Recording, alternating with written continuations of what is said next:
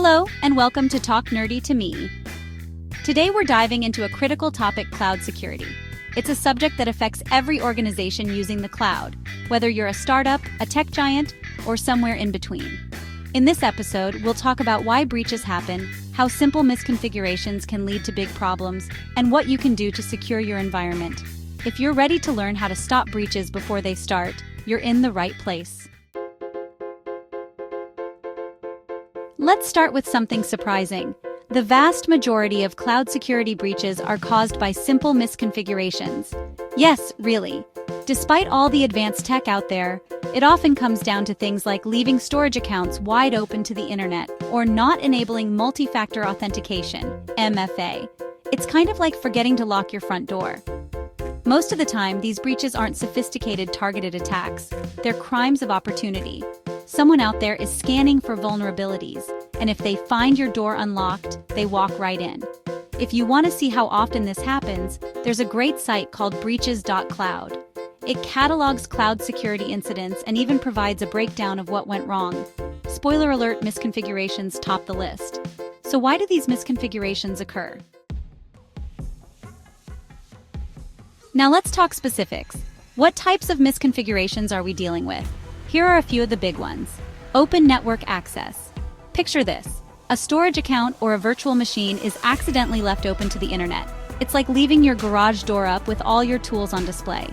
Automated bots are constantly scanning for these vulnerabilities. In Azure, tools like NSGs and Azure Firewall can help lock things down. In OCI, features like VCNs and NSGs ensure only the right people have access. Excessive permissions. It's tempting to grant broad access for convenience, but it can lead to trouble. Overly permissive roles allow unauthorized access and lateral movement. In Azure, RBAC and tools like privileged identity management help limit access. In OCI, IAM allows fine-grained control over roles and permissions. Lack of logging and monitoring. If you're not watching what's happening, you won't know when something goes wrong. Monitoring isn't just a best practice, it's essential. In Azure Monitor and Log Analytics provide insights and alerts. In OCI, the logging service and monitoring help you keep track of activity and spot issues early. Default settings. Cloud services often ship with defaults designed for ease of use, not maximum security. Failing to review and adjust these settings can leave you vulnerable. In Azure Policy helps enforce best practices. In OCI, Cloud Guard monitors for insecure configurations and suggests fixes. So how do we fix these issues? Here's a roadmap. Enhance visibility. Use monitoring tools like Azure Monitor or OCI monitoring to keep an eye on your environment. Visibility is the first step to identifying and fixing problems. Automate configuration management. Tools like Azure Resource Manager templates and OCI Resource Manager can help automate deployments and ensure consistency. Establish governance.